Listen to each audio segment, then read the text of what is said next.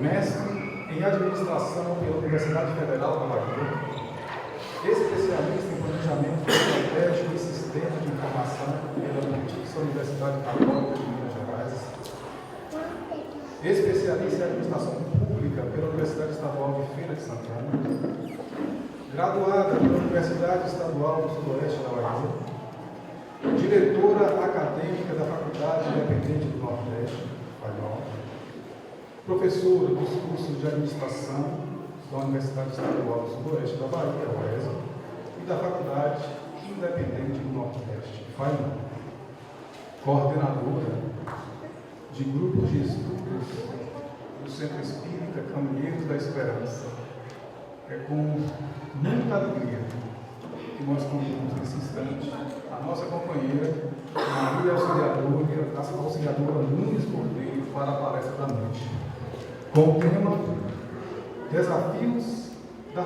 Desafios da vida em família.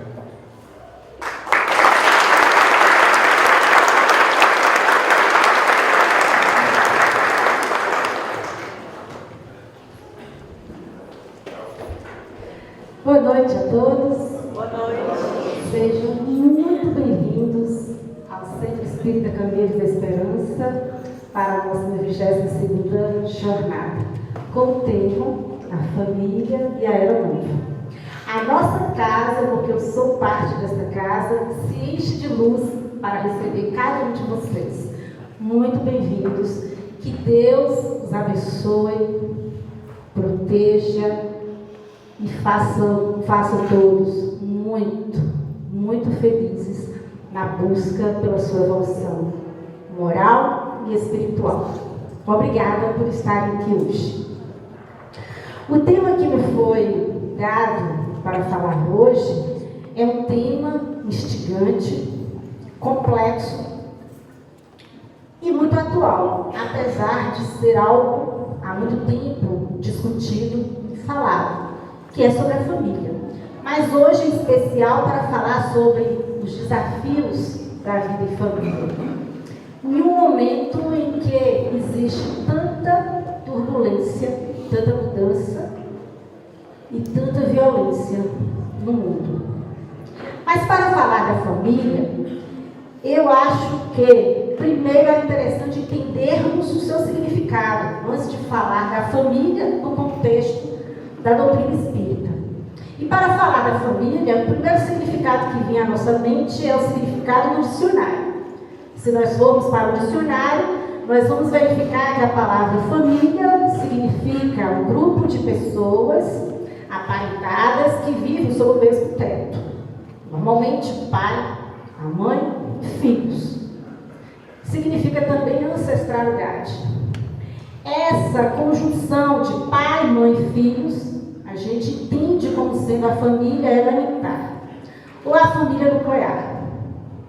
Mas ela também acaba se estendendo para avós, netos, tios, tias, sobrinhos, sobrinhas, e aí a gente tem a chamada família extensa.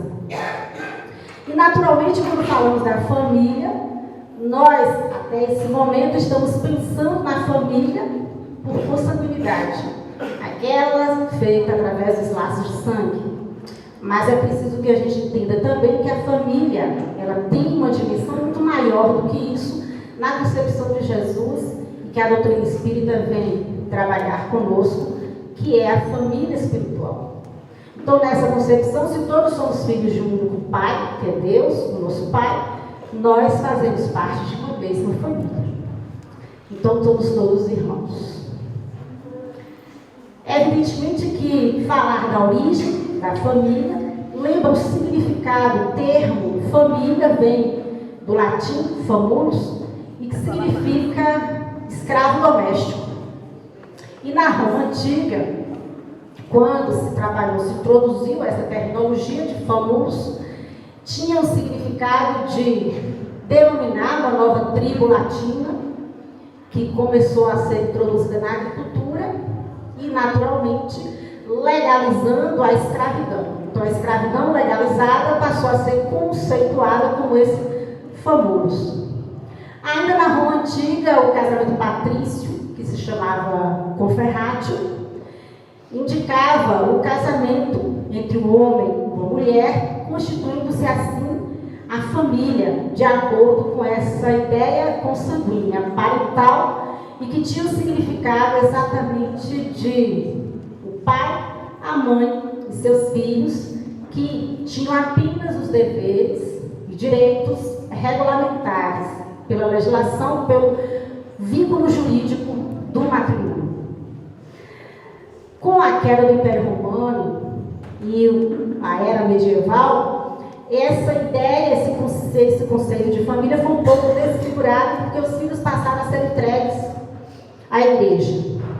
E somente muito tempo depois é que começou a se organizar a questão associada aos direitos humanos, e com isso se passou a ter novamente a ideia da família, o significado da família como conhecemos hoje.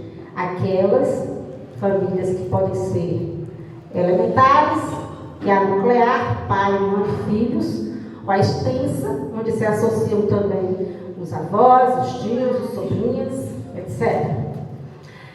E a partir de então, com a Revolução Industrial, a gente percebe que com o grande desenvolvimento das indústrias, passou a haver um movimento migratório intenso, né, e passou a se existir a aglomeração de pequenas famílias no entorno dos lugares onde estavam sediadas essas grandes indústrias, o que estreitou os laços familiares e passamos a ter uma aproximação maior desses laços afetivos, esses laços consanguíneos e, naturalmente, o fortalecimento da instituição família. Com a questão posta, é importante que a gente compreenda, né, que a família hoje, ela é, quer dizer, sempre foi, mas como há um questionamento na atualidade sobre a família está se tornando obsoleta, é preciso que a gente continue entendendo que a ideia de família, ela é o principal instituto social e a escola das almas, onde os espíritos se encontram para uma situação, uma vivência ou convivência no sentido de evoluírem mutuamente, evoluir em conjunto com. Mas se a gente for pensar no contexto dessas famílias, vamos pensar na nossa condição. Em termos de Brasil, acho que é importante a gente entender o momento social que vivenciamos e qual é essa constituição familiar que nós temos hoje no nosso país. Segundo o IBGE, no ano de 2012, pelo censo, a tradicional ou clássica família pai, mãe e filhos, ela já não é maioria no nosso país. Em 2012, representava 49,9% dos lares ou das famílias. E passou a existir novas estruturas familiares a partir de então. E essas estruturas familiares, elas eram definidas, por exemplo, pelos divórcios, em que as partes faziam um novo matrimônio. E aí tinha os filhos dele, os filhos dela, e os filhos desse novo casal, que passaram a formar uma nova família. É o chamado família mosaico. A família composta pelos meus, os seus e os nossos filhos. E existe também aquelas famílias que são caracterizadas como unipessoais, como uma única pessoa. Aquele indivíduo, o homem ou a mulher, que era pai e era mãe ao mesmo tempo. Decorrente de várias situações. Ou separações em que uma das partes ficava com a história dos filhos, ou por opção, por adoção, nas situações as mais diferentes em que passamos a ter essa família unipessoal. Ainda cresce no país também a presença das famílias homoafetivas, as famílias, né, que iam se caracterizando, motivadas pelo novo contexto social, pelo afrouxamento das cordas sociais, em que se tornou muito mais fácil as pessoas se divorciarem, por exemplo, ou as pessoas lutarem, batalharem pelas suas vontades e aquilo que ele acredita como sendo legítimo. E aí vemos no nosso país, isso em termos de mundo, mas fazendo isso em termos de Brasil, um movimento no sentido de que algumas pessoas começaram a reivindicar esses direitos e o respeito à sua opção sexual. Os homossexuais, os casais homoafetivos, e cada vez isso já tem no país o casamento entre duas pessoas do mesmo gênero legalizado. Então, evidentemente que isso traz à nossa discussão a questão da família, os grandes desafios que nós temos. Se família é um ambiente onde temos a oportunidade, né, de evoluir, de crescer, de aparar as arestas dos nossos espíritos ainda em estágio de evolução, é necessário entender que essa complexidade, essa nova estrutura familiar, naturalmente traz junto com ela uma série de desafios. Entre eles, vencer os preconceitos e entender que família implica em algumas diferenças de terminologias que nós também costumamos usar corriqueiramente com o mesmo significado. E aí a gente tem essas expressões, casa, família e lar, que normalmente utilizamos com o mesmo sentido, mas que em sua essência são extremamente diferentes. O ideal seria que a gente pudesse falar assim: lá em casa, na minha família, temos um lar. Então, se eu posso usar uma expressão dessa natureza, naturalmente significa dizer que essas três expressões têm significados bem distintos. Então, o que é a casa? A casa é aquele conjunto físico, material, tijolos, paredes, móveis, telhados, que nos dão abrigo e nos protege das intempéries da vida. A família é esse agrupamento de espíritos necessitados de evolução e por afinidade e por, evidentemente, necessidade de que nós possamos corrigir as nossas imperfeições, estão juntas, fazem o compromisso de juntos trabalharem por essa evolução. E o lar? O lar implica em você desenvolver dentro dessa família o sentido de silêncio, tolerância, perdão, amor, compreensão. E é exatamente nesse sentido que a gente começa a entender as palavras de Jesus quando dizia que o lar é o cadinho santo e o forno preparador. Entender essas diferenças faz com que nós todos despertemos para a fundamental importância de não apenas nos entendermos como pessoas que moram juntas, sob o mesmo teto, sob o mesmo abrigo, uma casa, mas espíritos em estado de necessidades em conjunto para evoluir, para crescer e para fazer com que as nossas imperfeições elas sejam corrigidas, sejam as nossas próprias, em relação a nós mesmos, as nossas imperfeições, seja corrigir ou permitir, favorecer que outros espíritos que estão conosco nos nossos lares, eles consigam evoluir, porque no passado nós dificultamos esse processo de evolução de algum outro irmão. Daí a importância de entendermos que as reclamações que costumamos ouvir no que se refere à família, elas não devem se propagar. É muito comum a gente observar pessoas que falam assim: tudo que acontece de errado é o outro que está errado, nunca eu que posso ter o erro. É importante a gente perceber que será que o outro que é intolerante? Será que o outro é que não é bom? Será que o outro é que não é compreensivo? Ou será que o problema também não sou eu? E a gente nunca observa nesse aspecto, nessa faceta. Sempre entendemos ou buscamos agir como se não tivéssemos imperfeições e o problema dos relacionamentos familiares fosse apenas das outras pessoas. No entanto, a formação da família ela não é obra do acaso. Todos estão reunidos ali exatamente pelas necessidades que todos têm, para em conjunto se apoiarem, corrigirem as imperfeições, aprenderem a amar incondicionalmente. Esse é o maior desafio da vida em família. O aprender a amar incondicionalmente. E quando Jesus nos deu aquele mandamento da lei de Deus que diz amar ao próximo como a si mesmo, amar a Deus acima de todas as coisas e ao próximo como a ti mesmo, muitos de nós se perguntam: como eu posso amar o outro que é intolerante, que é impaciente, que é mau e que a gente só acha defeitos para colocar nos outros? Como amar pessoas com que a gente não consegue ter empatia? Como aprender a desenvolver esse sentimento dentro das famílias, se muitas vezes dentro delas existem problemas de relacionamento também?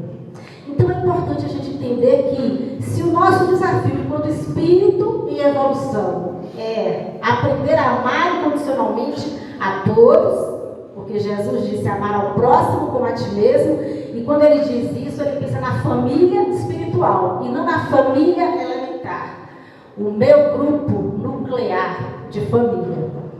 Mas Jesus explica que Deus, na sua sabedoria, na sua infinita bondade e misericórdia por seus filhos, ele entende a nossa dificuldade de não amar a humanidade incondicionalmente, assim, de uma hora para outra. E aí ele criou as famílias. O Instituto da Família veio como espaço, o laboratório, a escola das almas, para que no convívio diário de pai, mãe, filho, esse relacionamento de irmão com irmão, pai com filho, mãe com filho e no universo também filho com pai, filho com mãe, seja pela carga emocional, pelas ligações consanguíneas, que nós passamos a aprender a amar essas pessoas e, no futuro, sejamos capazes de estender esse amor pleno que desenvolve-se na família para a humanidade. E é interessante a gente perceber que isso, de fato, é muito coerente, porque dizem que o amor mais sublime que há na Terra é o amor de mãe. Todo mundo já escutou isso alguma vez em sua vida, né? E à medida em que a mãe ama incondicionalmente o seu filho, ela instrui, ela orienta, ela acompanha esse filho para que ele, enquanto espírito, aprenda lições de amor, de respeito, de tolerância, de compreensão. E, naturalmente, onde esse filho esteja inserido socialmente, mais tarde, ele reproduzirá essas lições de amor, tolerância, respeito, dignidade, cuidado, zelo, carinho com aquelas outras pessoas.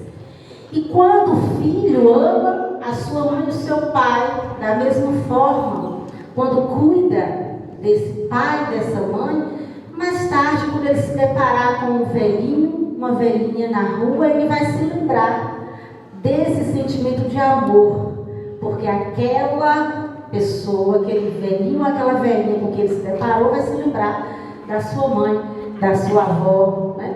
Ou do seu pai, do seu avô, enfim. Quando ela se enternecer por um filho, ela vai se enternecer pela notícia e pelo conhecimento do filho do outro. Então começa-se dessa forma um processo, né, de crescimento e amadurecimento desse espírito, levando o amor como sentimento maior. Então, naturalmente, a gente tem que pensar que a família, ela tem muitas funções e a gente não costuma pensar muito sobre isso, né? Quais são as funções da família? E aí a gente tem aquelas funções que tanto a sociologia quanto a antropologia, elas definem essas funções. Então, é função da família, por exemplo, a função biológica, né, que é assegurar a procriação para que haja o processo natural de crescimento, por as oportunidades dos espíritos evoluírem. Existe aquela função que é a função econômica. Compete aos pais orientar os filhos acerca das questões associadas a dinheiro, investimento, propriedade, herança, etc. Para que no futuro eles saibam agir como instrumentos de desenvolvimento econômico da sociedade em que eles estiverem inseridos. Temos também a função que a gente chama de psicológica. Essa é aquela decorrente do que se ensina às pessoas, os valores do respeito, de entender as suas emoções e entender a emoção do outro. Isso é extremamente importante porque é a função psicológica da família que vai possibilitar que esse espírito, que esse jovem, mais tarde ele sinta segurança e confiança nas suas atitudes e nas suas decisões, enquanto ser em evolução. E temos também ainda a função cultural, que é a propagação de hábitos, costumes associados ao conhecimento, né, que as pessoas vão adquirindo para que eles, através do conhecimento, se habilitem a compreender, ter discernimento e, consequentemente, ter uma condição melhor de evoluir, de crescer, tornando-se pessoas de bem, espíritos de bem e, consequentemente, contribuir para a evolução do plano espiritual, a sua própria e da sociedade em que eles se inserem. E a função espiritual, essa implica na função que os pais têm de orientar os filhos em termos dos valores de caridade, de amor, de bondade, de justiça e de bem. Então, entender a família é entender essas suas funções básicas. Então, é importante que nós nos lembremos sempre que o lar é exatamente esse espaço, esse laboratório que Deus nos proporciona, nos oportuniza para que possamos evoluir e um dia conseguirmos entrarmos no reino de Deus e usufruir da felicidade plena, que é o que todo ser humano busca. E por isso que é importante a gente lembrar uma passagem lá de Jesus, enquanto em um momento ele faz uma pregação e depois que ele concluiu a sua pregação, a sogra de Simão fez uma pergunta para ele: Senhor, qual a função do lar na nossa vida? Ele olhou para aquela senhora e aguardou que ela complementasse essa pergunta. E ela se adiantou. No início, quando vamos constituir a família, são tudo flores. São promessas de amor e de flores para sempre. Depois, a gente percebe que isso acaba gerando lágrimas e dores. Então, qual é a função do lar? Ao dizer isso, ela se emociona e os olhos ficam cheios de água, e Jesus, olhando para ela, docemente respondeu: o lar é a escola das almas. E no momento em que essas almas se encontram com a função reparadora, todas as dores, dificuldades e lágrimas que se retiram dali são lições para aprendermos. Observando essas diferenças, teremos como evoluir. A senhora ficou olhando ainda, parecendo que tinha dúvidas na compreensão da explicação de Jesus, e aí Jesus pergunta para ela: o que fazes com as lentilhas para o consumo humano? E aí a senhora respondeu imediatamente: quando eu lavo as lentilhas, eu levo-as ao fogo para que cozinhem o suficiente e depois eu preparo essas lentilhas para que elas se tornem palatáveis ao sabor das pessoas.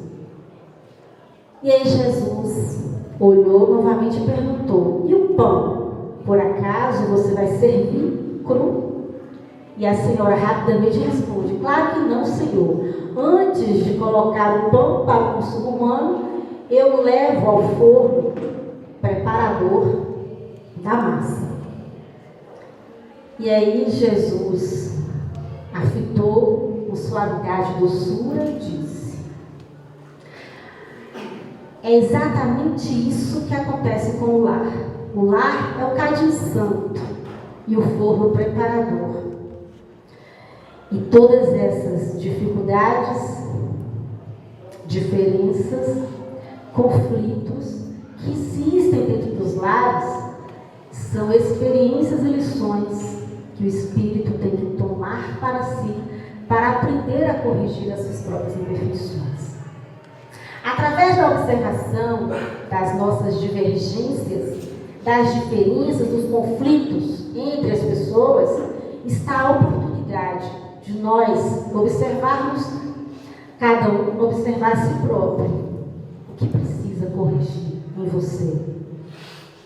A intolerância, a impaciência, a indisciplina, enfim, o lar é exatamente esse laboratório que Deus nos permite, no convívio com os irmãos, no convívio com os nossos parentes, a ideia da família elementar, para que possamos dessa forma aparar as arestas, nos corrigir, melhorar e desenvolver, melhorar as nossas imperfeições e desenvolver virtudes importantes. As virtudes de respeito, de entender que o outro é diferente de você e que você tem algo a aprender com o outro a aprender com você. Então passa a ter o segundo grande desafio da família, que é a colaboração, a compreensão de por que estamos ali.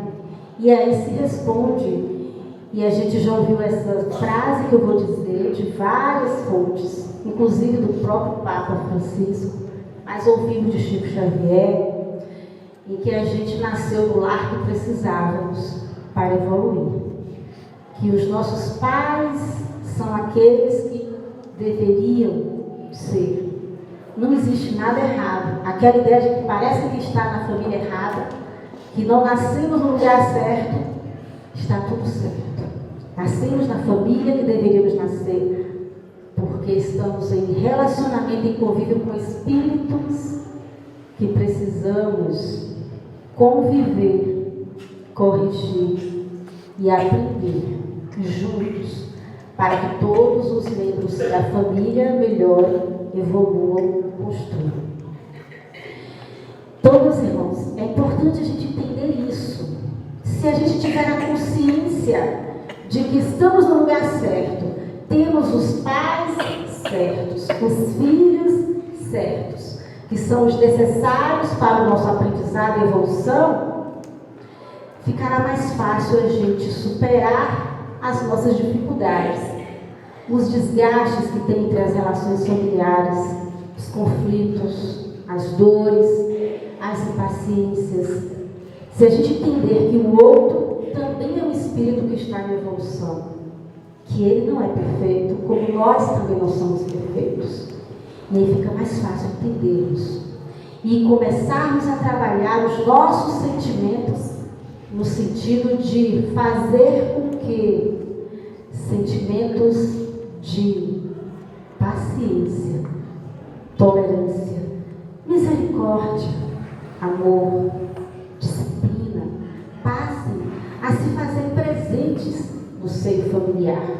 Quando eu entender que a minha irmã é diferente de mim e tem necessidades diferentes das minhas necessidades, eu vou aprender a respeitar essa irmã naquilo que ela tem de característica própria e ajudá-la a superar coisas que ela precisa superar e eu aprender com ela aprender comigo. É importante entendermos essa relação colaborativa, porque o espírito só evolui em família. É a família que é o grande laboratório das almas. São os momentos que Deus nos dá para que possamos ter a oportunidade de conhecer não apenas ao outro, mas conhecer a nós mesmos. Porque no mais das vezes temos que corrigir os nossos erros, as nossas imperfeições. Quando tivermos essa sensibilidade, pararemos de julgar as pessoas, de cobrar comportamentos e atitudes das pessoas. E as relações familiares certamente ficarão muito mais simples. E é só a gente observar, por exemplo, que o nosso comportamento na família e fora da família tem diferença. Se a gente for observar, normalmente, com as pessoas que não fazem parte da nossa família, no nosso convívio de trabalho, convívio social, nós adquirimos ou utilizamos uma máscara ou verniz social e a gente mantém uma certa distância, um certo respeito com essas pessoas, coisas que a gente normalmente não faz com os entes da nossa família, porque nos sentimos tão à vontade, amamos tanto aquelas pessoas, que eu me sinto na liberdade de fazer determinados comentários ou brincadeiras com essas pessoas da minha família e achar que elas precisam entender esses meus comentários, brincadeiras e o meu modo, que é o meu modo real de viver. Mas lá fora não. Talvez se eu fizesse essa mesma brincadeira com um colega de trabalho, eu fosse mal interpretada. Houvesse uma consequência diferente. E muitas vezes a gente cria dificuldades dentro da família por conta desses excessos que às vezes a gente comete com os nossos irmãos, com os nossos pais, com os nossos avós, com os nossos tios. E aí, se a gente pensar o seguinte: se eu tiver o mesmo respeito que eu tenho com as pessoas de fora da minha família, com os meus entes familiares, e se eu tiver o mesmo carinho que eu tenho com os meus familiares, com essas pessoas de fora, sem dúvida as relações sociais e o nosso processo de evolução se aceleraria, porque trataríamos todos como iguais, como espíritos que estão aqui para aprenderem juntos. E ao aprender a caridade, a justiça e o amor, evoluiríamos coletivamente. Então, se o lar é esse espaço que temos essa oportunidade, ficará mais fácil aprender a amar e servir 5 ou 10 pessoas, um compromisso com o lar, para depois eu aprender a amar outras pessoas, outros espíritos dessa grande família espiritual. Então temos que começar a exercitar dentro do nosso lar, da nossa família, essas atitudes de cuidado, de amor. E eu já disse em outra oportunidade aqui, nesse centro, que o amor a gente expressa de muitas maneiras. E às vezes a gente não se dá conta de mostrar o quanto ama as pessoas que a gente ama. A gente sempre se acostuma, poxa, eu amo meu pai, minha mãe, amo meu irmão, meus irmãos. Então por que eu tenho que dizer? Se eu não disser para eles que eu os amo, eles já sabem que eu os amo. Naturalmente a gente ama os nossos entes queridos, a nossa família, não é assim? E às vezes a gente acaba deixando de lado a expressão desse amor, desse sentimento, desse carinho com as pessoas que a gente mais ama. Porque todos nós dizemos que nós amamos a nossa família. Mas quantos de nós disse hoje para um ente familiar, seu pai, sua mãe, seu marido, sua mulher, seu filho, sua filha, eu te amo? Quantos de nós hoje teve uma atitude tão simples, tão fácil de fazer para qualquer um de nós, e olhou e se preocupou: você está bem? Quantos de nós hoje teve uma atitude simples de apenas expressar o seu carinho através de um abraço, ou de um beijo, de um olhar confortador? Entretanto, nós temos mais facilidade de dizer eu te amo para pessoas que não são essas pessoas que fazem parte da nossa família. Eu costumo dizer que às vezes o casal começa a namorar e fala eu te amo para o outro em todos os momentos. E toda hora fala eu te amo para um, eu te amo para o outro. O tempo inteiro. E para essas pessoas que estão conosco em compromisso para o crescimento e para a evolução, a nossa família. Quantas vezes dizemos eu te amo, você é importante para mim, está precisando de alguma coisa, cuidar. O zelo, carinho, fazem toda a diferença. Por mais que o outro saiba que você ama, é importante ouvir, expressar, através do sorriso, a ternura do olhar, para que o outro saiba, não apenas saiba, mas sinta a expressão desse aconchego, a expressão desse amor maior, a expressão de um sentimento que é a mola mestra para a transformação social, para a mudança social, para a mudança da energia da Terra. E todos nós espíritas também sabemos que a Terra está passando por um momento de transição para deixar de ser um planeta de prova e expiação para um planeta de regeneração. E o que nós estamos fazendo para contribuir, para melhorar essa energia, esse padrão vibratório da nossa casa, do nosso planeta mundo? Que lições estamos tirando dessa transformação social quando vemos violência, intransigência, desrespeito, intolerância? Nos acomodamos?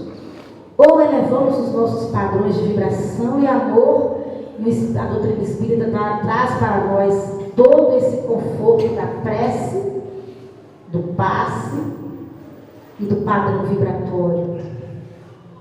Se elevássemos a nossa energia, o nosso pensamento, o nosso padrão vibratório, para que possamos, dessa forma, fazer com que as energias do bem e da luz se tornem mais intensas, mais fortes no seio da nossa família e dos grupos sociais em que fazemos parte. Certamente nós teríamos a partir daí um movimento diferente de mudança e de transformação do padrão energético da família, da sociedade em que estivermos inseridos. E se isso se multiplicar por toda a Terra, naturalmente mudaríamos o padrão vibratório do nosso planeta. Naturalmente estaríamos contribuindo para essa mudança, para que tenhamos um planeta eivado de luz, de amor e de paz.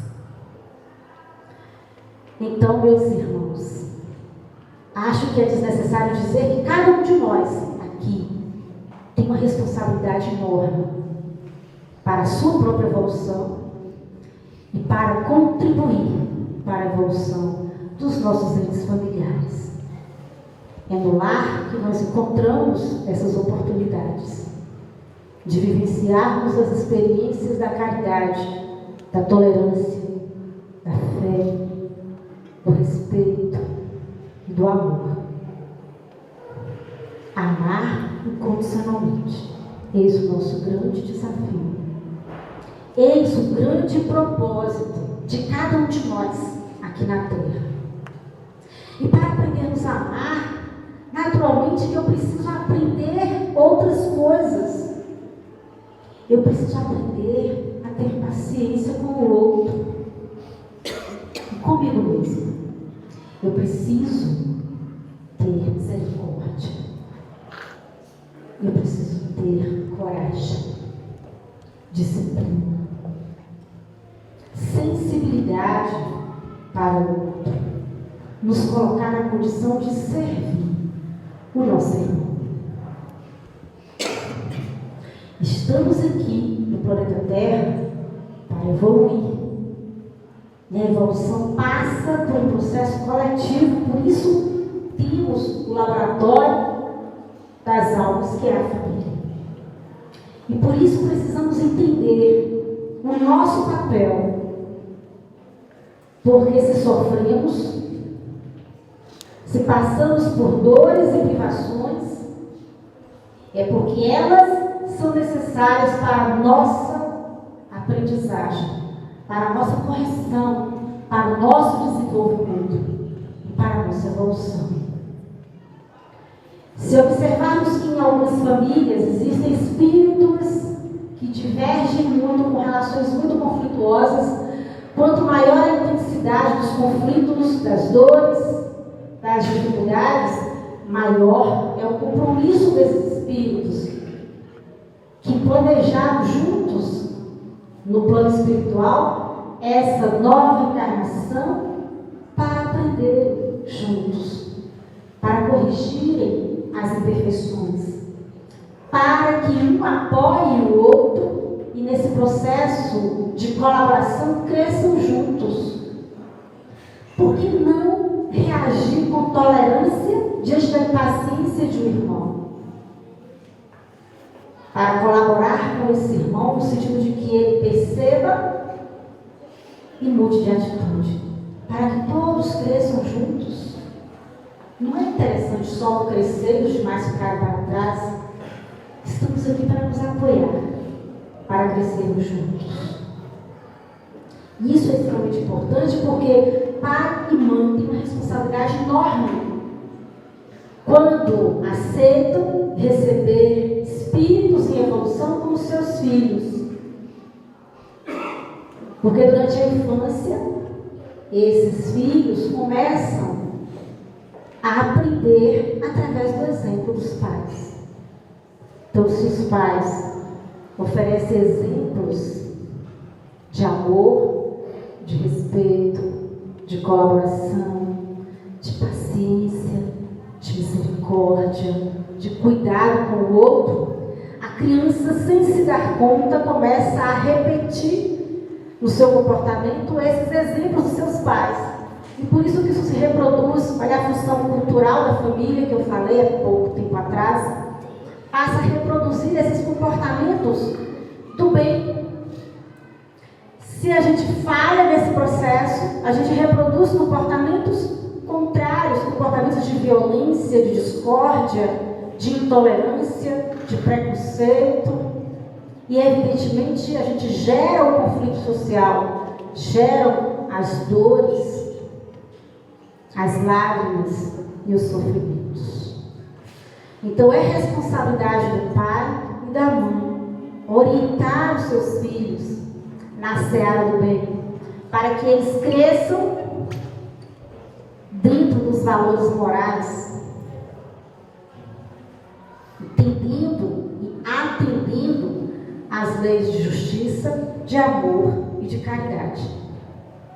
E os filhos também têm a sua responsabilidade nesse processo.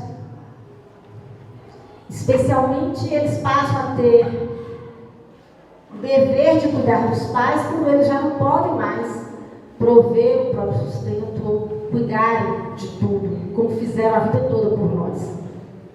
Então é a obrigação de nós filhos cuidarmos para que os nossos pais tenham toda a condição digna de vida enquanto estiverem aqui encarnados. E não é apenas a condição material de dar comida, lar, roupa, uma casa, mas é especialmente o amor que precisamos dedicar aos nossos pais. Eles que são espíritos que nos acolheram. Esses pais e mães que passaram a viver os sonhos dos filhos e que, portanto, precisam ter todo o nosso respeito, todo o nosso amor durante toda essa passagem, mas especialmente quando eles mais precisam, no fim de uma experiência carnal. E é preciso então que a gente tenha esse compromisso, porque se falharmos, seremos cobrados por isso. Santo Agostinho, no Livro dos Espíritos, ele faz uma referência a isso, ao compromisso dos pais com os seus filhos, e dizendo que Deus irá perguntar a cada pai e cada mãe: o que fizestes dos seus filhos? Filhos que vocês acolheram para orientar, instruir e amar. Então é importante que façamos essa reflexão. O que estamos fazendo dos nossos filhos e filhas? Será que estamos dedicando tempo suficiente a esses filhos? orientando, corrigindo, dando limites. Durante muito tempo a gente sabe que a nossa sociedade, muito machista ainda, o pai era quem dominava a família. Alguns como verdadeiros déspotas, inclusive, em que as mães, a mãe e os filhos tinham apenas que obedecer. E essas pessoas ainda se vangloriavam de que quem manda em casa sou eu. Com a mudança, a transformação social, a gente percebe em muitas famílias uma inversão disso aí. E em muitas famílias hoje quem manda são os filhos. E a gente percebe que as mães e os pais muitas vezes ficam ausentes do convívio familiar, amoroso, social com seus filhos, para se lançar em uma busca desenfreada por trabalhar, para ter condição de dar aquilo que o filho quer. Presentes, tecnologias, viagens, roupas, coisas assim. E quando a gente percebe pais e mães fazendo isso, muitas vezes os filhos ficam entregues aos cuidados de creches ou escolas,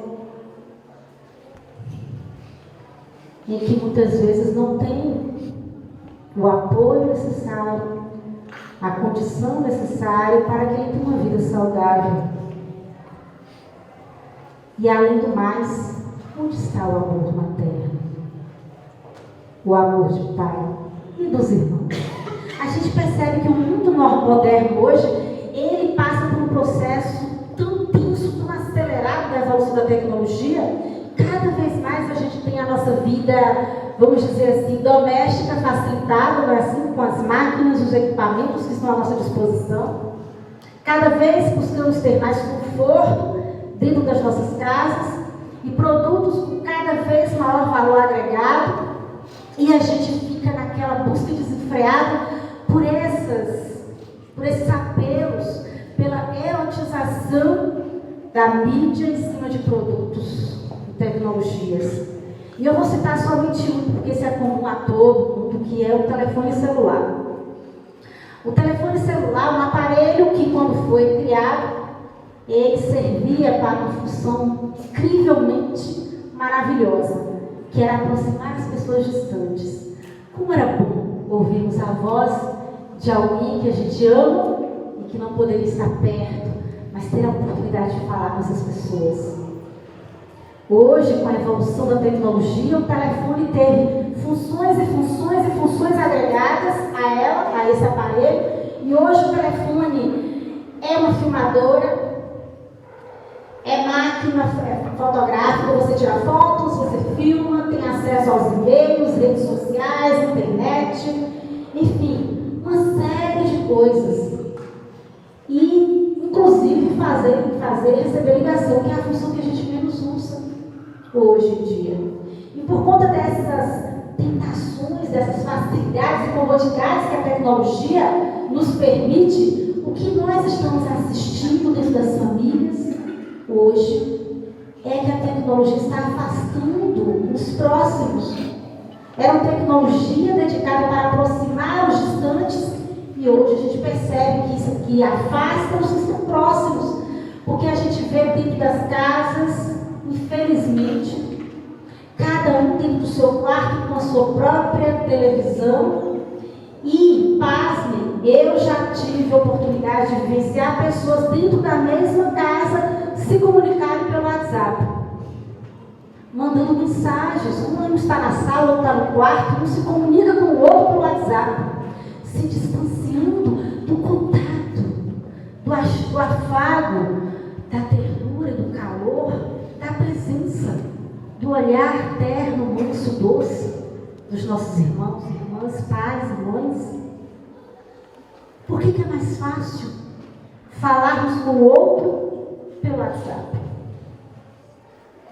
Estamos no mesmo espaço, no mesmo ambiente. Por que não falarmos diretamente, expressar, estreitar os nossos laços? Então, isso serve de alerta para que nós pensemos em como trabalhar essa questão. Pai e mãe têm a obrigação moral com os filhos de orientar, de educar. A escola do mundo, os colégios, as universidades, nos instruem, nos educam realmente no conhecimento, mas é no lar que educamos as almas. O lar é que é a educação dos espíritos. O lar é o momento de fortalecer esses laços, de fortalecer a compreensão e o convívio com o outro, aprender a amar. Como vamos aprender a amar se só nos falamos pelo celular? Como vamos desenvolver o sentimento de responsabilidade, de sentir que o outro, ou que o outro sente, se a gente sequer tem um convívio dentro da própria casa com o outro? Já se foi um tempo em que a família se reunia na sala para assistir TV todos juntos. Né? Hoje, cada um tem sua televisão, cada um vai para o canto e todo mundo só dentro de um grupo familiar. Quantas oportunidades estamos desperdiçando de sentarmos à mesa com os nossos filhos, com os nossos pais, para tomar um café e bater um papo, colocar as coisas em dia, saber como foi o dia do outro, para acolher, para parar, para dar uma palavra de apoio, de amparo. Quantas vezes fazemos isso durante a semana? Pelo menos uma refeição junto é muito importante. Porque o lar, muito mais do que a casa, muito mais do que apenas a compreensão do que a família, o lar é aquele espaço, é aquele sentimento de pessoas solidárias, pessoas se relacionando, trocando ideias, aprendendo a amar, sendo tolerantes, corrigindo as suas imperfeições juntas. E se formos observar, o convívio familiar é o mais simples, onde a criança aprende sem que a gente se coloque nessa condição ostensiva de sermos os professores. Pense, por exemplo, que duas crianças, sobrinhos brincando, é um exercício, a experimentação do respeito um com o outro, que ele vai levar para a vida social dele. Que cuidar de um bichinho de estimação que a família tem dentro da sua casa, do seu lar, significa desenvolver na criança um senso de responsabilidade. Se exercitamos aquelas ações em que hoje nós sentimos saudade quando nos lembramos da nossa infância, quem é que não se lembra de uma música que a mãe ou o pai cantava para nós antes de dormir? Uma história que era lida para a criança. Quem não se lembra do cheiro do café ou do bolo da casa da avó? São tantas as memórias, tantas as lembranças da nossa infância, que é isso que constrói, que muda e que transforma. E se não permitirmos que isso aconteça, como vamos permitir que as nossas crianças cresçam e evoluam nos sentimentos de responsabilidade, disciplina, amor, cuidado, carinho, atenção, respeito com o outro?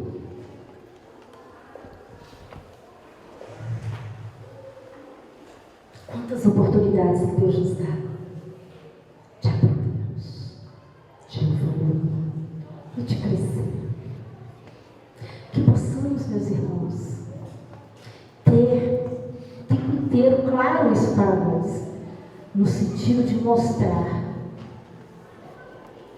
essa consciência da nossa responsabilidade. Não podemos atribuir ao outro a responsabilidade pela nossa felicidade. Não podemos atribuir ao outro a responsabilidade pelas nossas dores, pelos nossos sofrimentos, porque somos frutos das nossas escolhas. E é exatamente por por isso que sofremos quando escolhemos mal e quando somos felizes quando escolhemos bem. Então que possamos seguir o maior exemplo que nós temos, que é o mestre e amigo Jesus, que é a nossa referência, modelo e guia.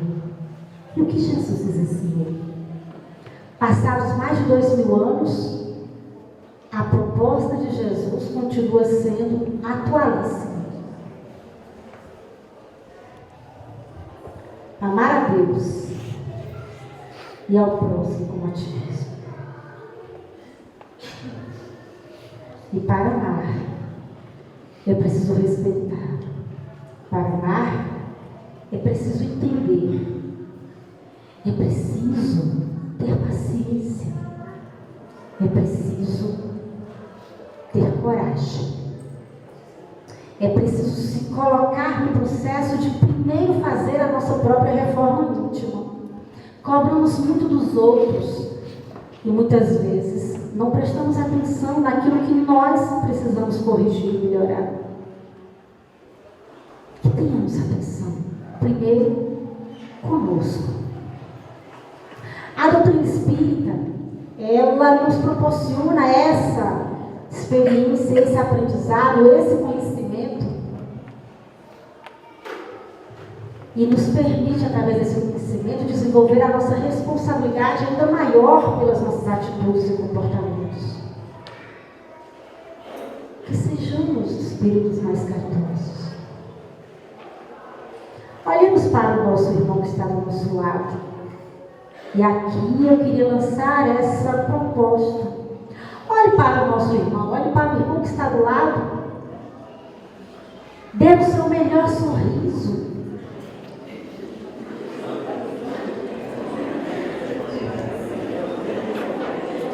Está vendo como não dói? Gente, sorrir não dói. Mas muda o dia, muda a noite, muda o astral de qualquer pessoa. Quando você diz, seja bem-vindo a essa casa, sem se perceber, eles gostam do sorriso, sem que eu espere ou que eu cobre qualquer atitude dessa natureza. E como eu digo, como é bom ter você aqui. Internece, traz carinho, faz com que nós nos sintamos importantes. O olho brilha, porque nós precisamos disso, de afeto, de carinho, de atenção, de sorriso. Que seja o mais belo sorriso que você puder dar, muda a vida da pessoa, muda o astral.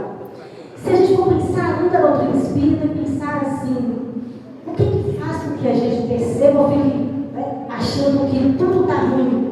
O nosso humor. Quando nós estamos no astral alto, o que acontece? Você percebe muito mais as qualidades do outro. Você percebe que o outro está bem. Você tolera as diferenças. Não faz muita questão quando algo não sai do seu agrado, porque o seu astral está bom. Mas quando você não está bem, o que acontece conosco? A gente quer ficar só, não quer falar com ninguém. A gente responde de uma forma mal-humorada para o outro. Fecha a cara. E aí as energias todas acontecem o quê? A gente murcha. Alguém vem para mim, vai me dar um bom dia, eu atendo com o meu mau humor, com a cara fechada. Eu choco. É um choque de energias. Então prestemos atenção que o retorno do outro é muito em função de como eu ajo, da minha atitude. É fruto da minha escolha, depende de mim. Então, não obstante todos os nossos compromissos de outras encarnações que temos com os nossos irmãos, com espíritos que estão conosco, não obstante esses muitos compromissos que temos de outras vidas, mas o nosso humor também é responsável por muitos dos dissabores, por muitos dos desgastes que às vezes temos em nossas casas.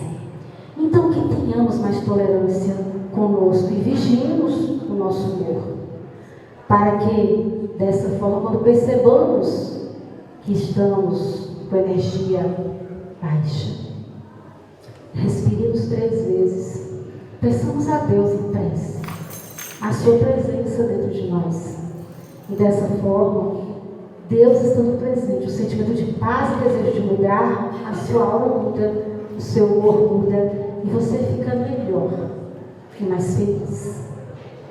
É assim que nós, espíritos, teremos como construir o nosso processo de evolução moral e espiritual, aprendendo a amar.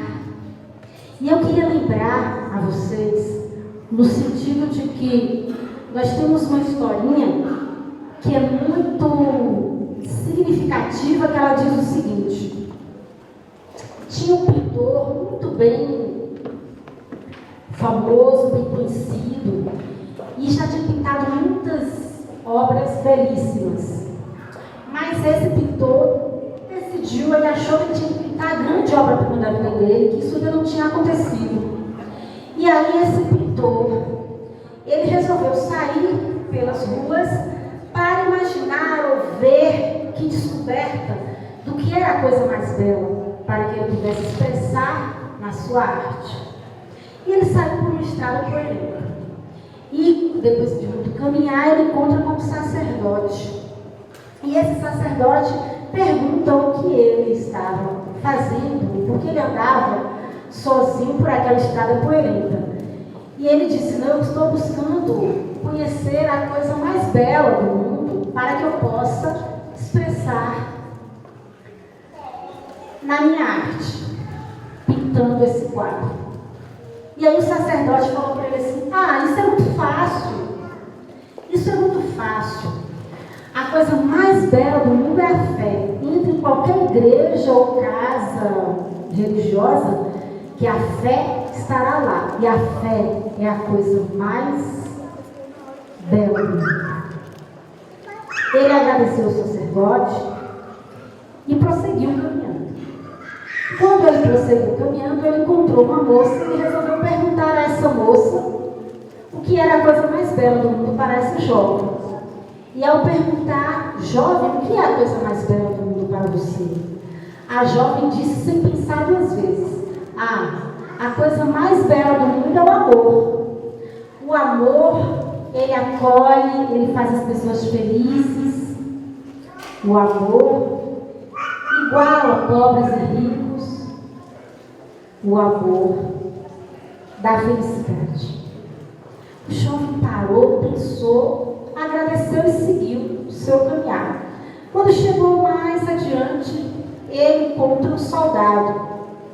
E aí ele pergunta para o soldado também: o que é a coisa mais bela para você? E o soldado responde: a coisa mais bela do mundo é a paz. A guerra é a pior coisa do mundo. É a coisa mais feia do mundo, é a guerra. Então a paz é a coisa mais bela do mundo. E aí esse pintor parou, refletiu e seguiu. Resolveu voltar para sua casa, porque ele ficou inquieto, dizendo assim: fé, amor e paz. Como eu posso pintar a fé, o amor e a paz? E ele, desanimado, ele retoma o caminho, da sua casa. E ao chegar lá, quando ele vai entrar na sua residência, ele se depara com o seu filho, que vem correndo e se atira nos seus braços. E ele vê no seu filho a fé, a confiança, se atirar nos seus braços sem medo do que possa acontecer. Quando ele pega o filho no colo e acolhe, ele se depara com um sorriso no rosto da esposa dele. E aí ele vê o amor naquele olhar terno e doce da sua mulher. E ali ele encontrou o amor. E quando ele adentra dentro da sua casa, ele percebe um ambiente de equilíbrio, serenidade, harmonia tranquilidade e descobre que ali está a paz. E aí, feliz da vida, ele vai para a frente da sua tela e começa a pintar, porque ele descobriu o que é a coisa mais bela do mundo.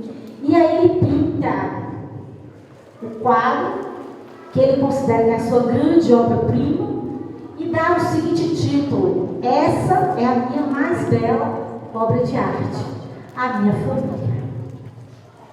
Então a família é a coisa mais bela,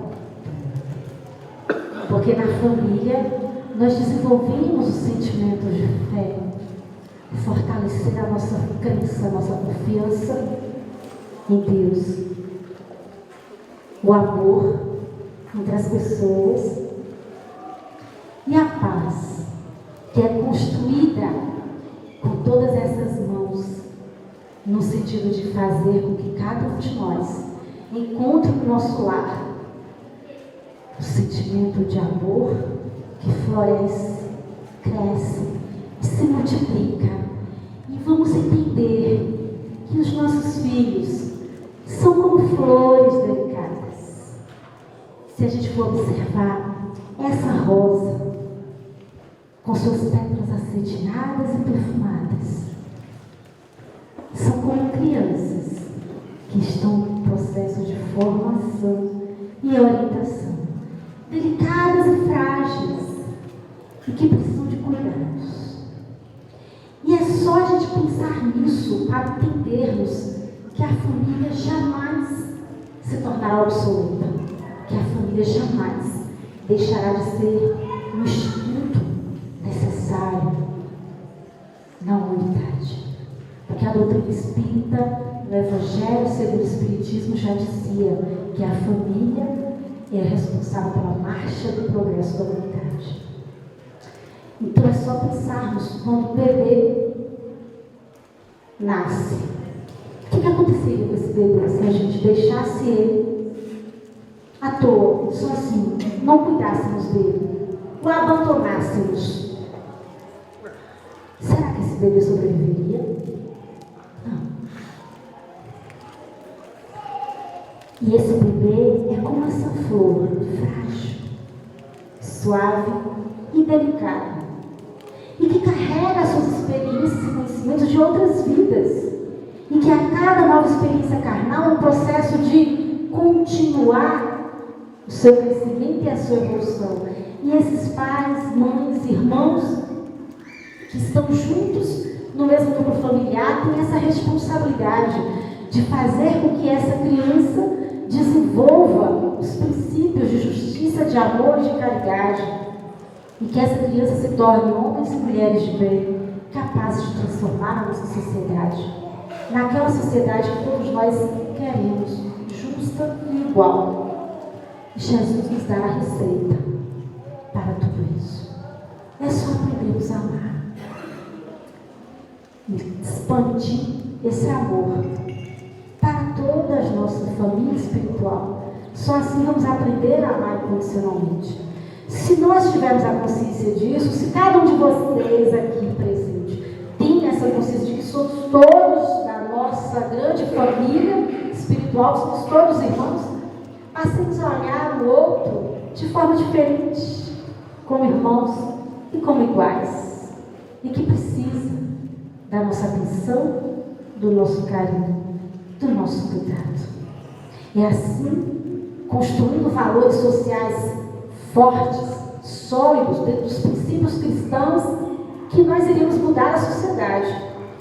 A gente muda a sociedade quando nós mudamos a nossa família.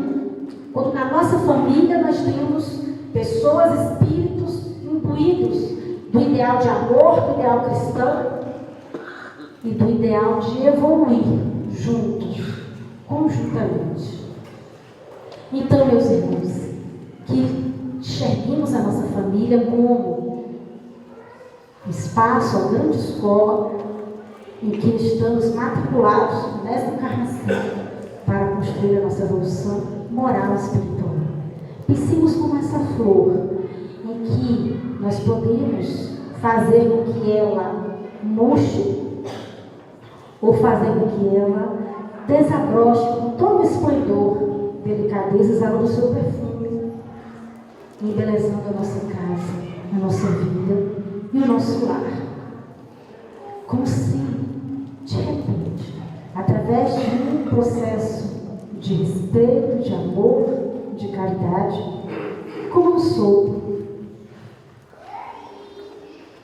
pudéssemos distribuir perfume, carinho e amor a todos os lares e a todas as famílias.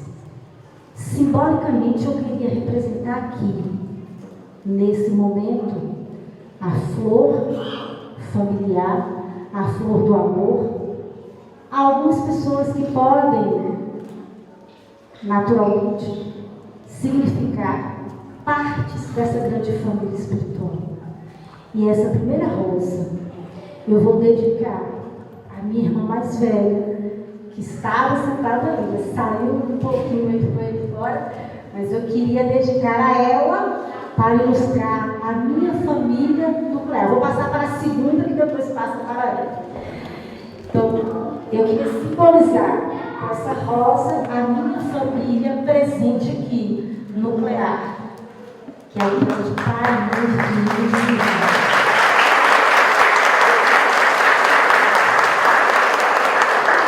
E expressando com essa rosa toda a minha gratidão a Deus por ter nascido nessa família e por ter sido tão acolhida pelos nossos pais, irmãos, e que podemos e continuamos exercitando o amor e a caridade. Então, Carmen era a representante da minha família nuclear. Amor para você.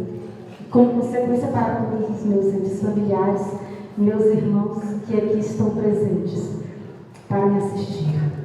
Essa segunda rosa, eu queria simbolizar uma outra família, muito especial na minha vida, que é a família Caminheiros da Esperança. E aqui eu ofereço essa rosa a Cida, que me acolheu, a Cida e Cláudio, que eu gostaria também de registrar, que me acolheram com tanto carinho aqui, nessa grande família dos laços do coração, do espírito, de amor.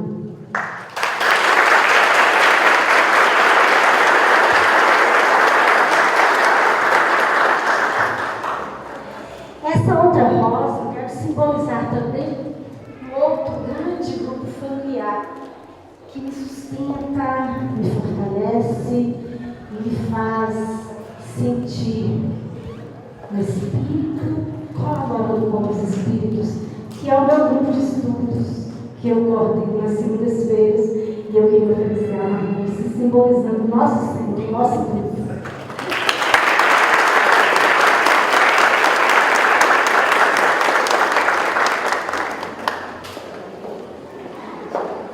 Essa outra rosa eu queria dedicar ao meu grupo familiar também, a minha família extensa.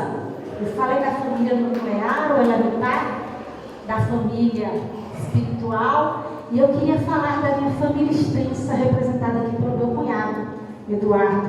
E eu queria oferecer essa rosa em gratidão pelo acolhimento dessa família linda, que passou a ser também a minha família.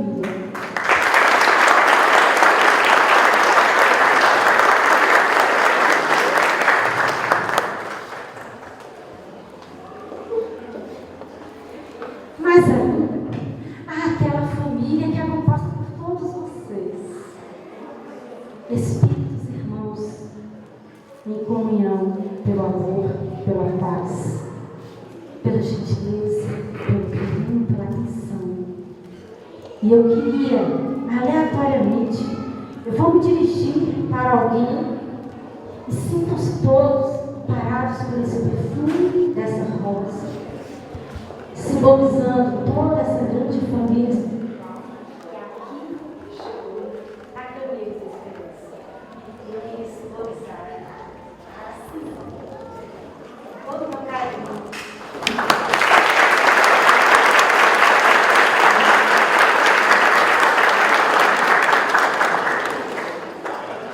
E também queria expressar mais uma outra.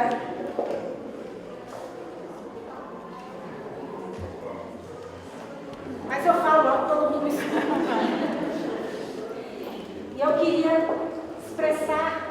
uma outra família que se integrou à minha, que são pessoas amigas, que aqui nos acolhem em quaisquer circunstâncias, em quaisquer momentos, mostrando que amigo é irmão do coração, mostrando que amigos são espíritos que conhecemos, que conosco se relacionam e nos proporcionam a todos lições de amor, de paz, de carinho, de aprendizado e de muita esperança de que a sociedade que nós queremos será possível, com doses de amor. E se um dia, qualquer dia das nossas vidas, sintamos que os nossos ânimos estejam baixos, que nós estejamos dando espaço à tristeza, pensemos em Jesus e pensemos em toda a sua lição de amor, de paz e de fraternidade. E pensemos que espíritos que conosco se relacionam, nos proporcionando momentos de carinho, de amor, de felicidade, de troca, de aprendizado, de crescimento, são os amigos que a gente faz pela nossa vida. E aqui eu tenho amigos de um dos meus ambientes de trabalho e que eu queria também, nessa noite, dar essa rosa e dizer que o trabalho também é a nossa família, porque temos espíritos irmãos ali presentes, com quem batalhamos para tornar a nossa sociedade mais justa, mais democrática, mais igual, colaborando para que o seu crescimento se fortaleça e aconteça. E eu queria oferecer à professora Sueli, que é a nossa professora lá no Farnol, também meu ambiente de trabalho, um sinal de gratidão, de reconhecimento dessa nossa grande família Farnol.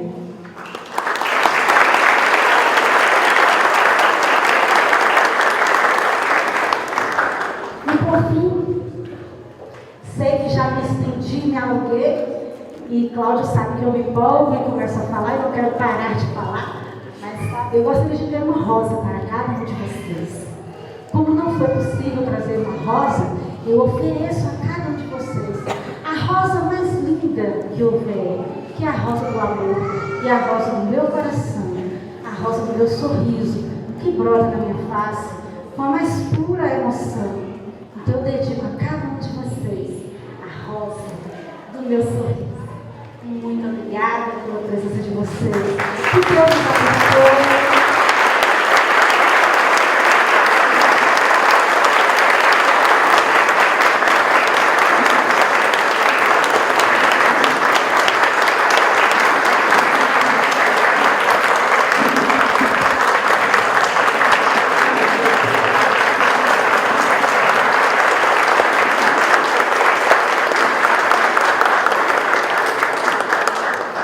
Que Deus abençoe a cada um de vocês. E que possamos. E aí eu queria só pedir, para que de fato encerrar, eu pedi que distribuísse para cada um de vocês. É um imã de geladeira que tem a oração mais linda para a família, que é a oração da família. Que possamos colocar no ambiente, que possamos todos os dias ler e relembrar. Fazer essa prece em família e orar mesmo quando estivermos sozinhos, para relembrar sempre do nosso compromisso com a nossa família, o compromisso com os nossos entes queridos, o compromisso com os espíritos nossos irmãos, em qualquer seara que estivermos inseridos. Ora, peçam a Deus com o coração e Deus nos atenderá. Ore a Deus pedindo pelas nossas famílias. E como todos nós conhecemos aquela famosa música, que é da família, eu queria que a gente fechasse só com aquele refrãozinho, porque não dá tempo de cantar todo, né? Mas eu queria que todo mundo falasse junto comigo, cantasse junto comigo. Abençoa, Senhor, as famílias, amém. Abençoa, Senhor, a minha também. Abençoa, Senhor, as famílias, amém. Abençoa, Senhor, a minha também. Então, que Deus abençoe essa grande família, a nossa família, a família de Deus, nosso Pai, que é todo amor. Muito obrigada, que Deus abençoe a todos.